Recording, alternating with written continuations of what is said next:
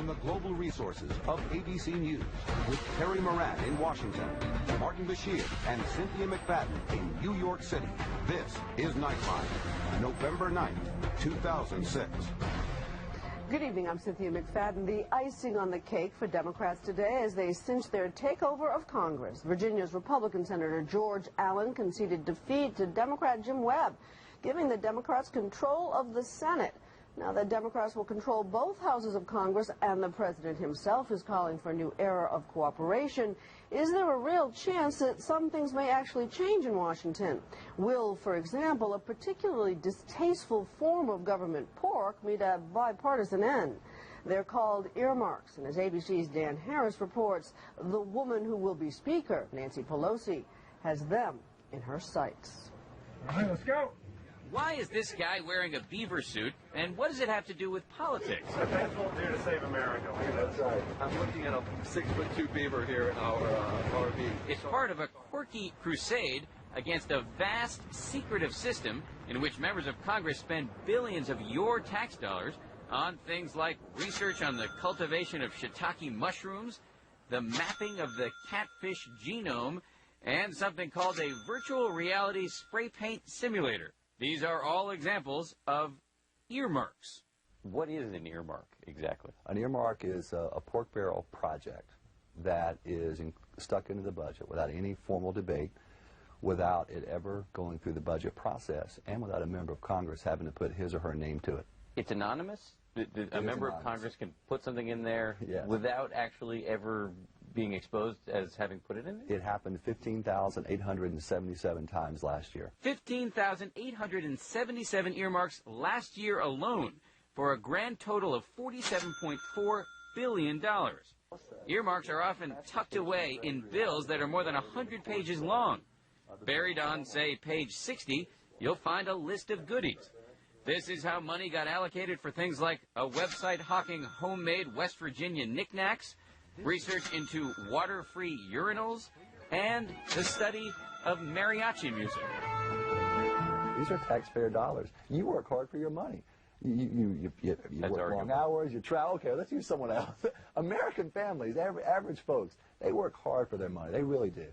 And I think it should be a tough sell to get the money. And they want to build a bridge. After hearing about an earmark for the now infamous Bridge to Nowhere, a $230 million bridge that would have led to an Alaskan island populated by only 50 people, Tim Phillips decided he had to act.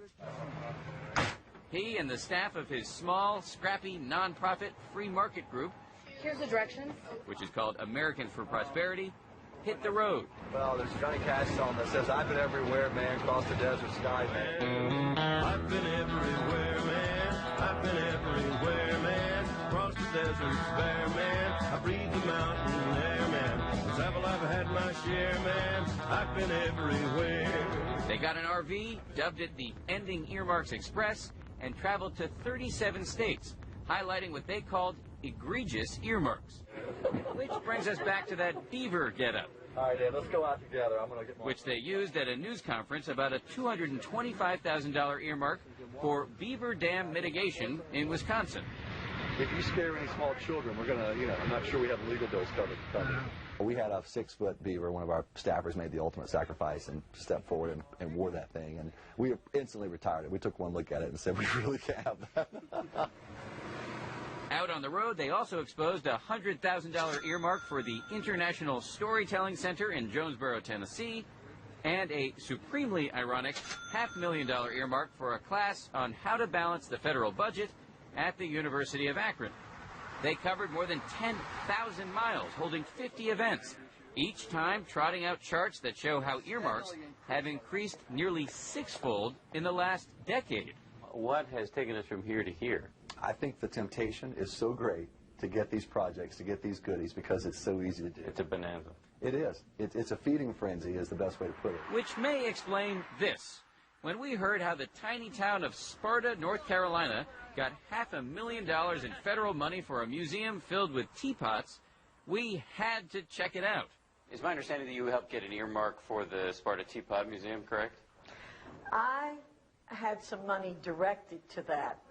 Republican Congresswoman Virginia Foxx is unapologetic. you are making fun of it because it's called a Teapot Museum, but it's going to house a multi-million-dollar collection, an art collection. It really should be called an art museum because that's what it is. That's the strangest looking teapot I've ever seen. Is that a chicken? You know, I don't know. Brian Edwards does not know much about teapot art, but as town manager of economically ailing Sparta, he knows he needs help. People will say, government money for a teapot museum? Does that make sense? How do you respond to that? Well, I would say that it's an economic development project. It's easy to make fun of a teapot museum, and I reserve the right to do so on national television. But their point is, it's going to create jobs. Then Dan make the argument. They did make the argument. It was stuck into a bill without any public scrutiny. It was anonymous. We're not saying that every local project is a complete disaster. Of course not. We're not going to say that. But let's make the argument. Let's have the debate. Nobody raised their hand and voted for Teapot Museum. And so should that process be changed? I'm absolutely in favor of changing the process. I am absolutely in favor of it. I'm not ashamed at all of asking for that money for Sparta, and I would be more than happy for us to have a very transparent situation. But as long as this is the way the game is played, she says, she's going to play it. Tim Phillips says the goal of his road trip is to get Congress to change the game. When they stick them in the dead of night for projects that benefit their buddies back home or just to get themselves reelected, that's indefensible, and we're going to fix that. You make it sound like it's institutionalized corruption of a sort. It can lead to corruption. In my life, I have had great joy and great sorrow, and now I know great shame. For example, Republican Congressman Randy Duke Cunningham is now serving an 8-year prison term for pushing through tens of millions of dollars in earmarks in exchange for bribes. To be fair, there are Democratic aficionados of earmarks as well. The future Speaker of the House, Nancy Pelosi, is now promising that within her first 100 hours in power, she will push legislation to force members of Congress to put their names on their earmarks. However, Tim Phillips says it will not be easy to get Congress to fully and truly kick the earmark habit. I think part of it is they're not feeling any sorts of hey, there's a downside to this, at least until I think this year and over the last year they've started feeling that. Until you started trotting out the beaver suit. Absolutely, absolutely. Only at one event. I want to remind you, 49 or 50, no beaver suit. One event, beaver suit, okay? So. Fair enough. I think it does the job. I'm Dan Harris for Nightline in Washington. A final note, Republican Representative Virginia Fox, sponsor of the Teapot Museum earmark, was reelected on Tuesday by a wide margin.